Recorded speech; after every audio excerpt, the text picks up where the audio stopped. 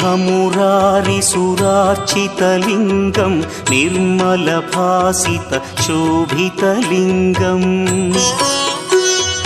जन्मजदुःखविनाशकलिङ्गं तत्प्रणमामि सदा शिवलिङ्गम्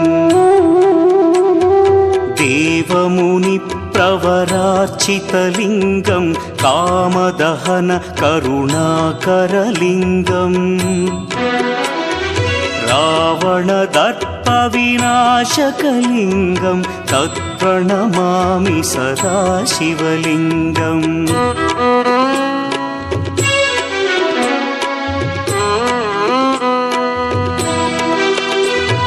सर्वसुगन्धसुलेपितलिङ्गं बुद्धिविवर्धनकारणलिङ्गं सिद्धसुरासुरवन्द्यलिङ्गम्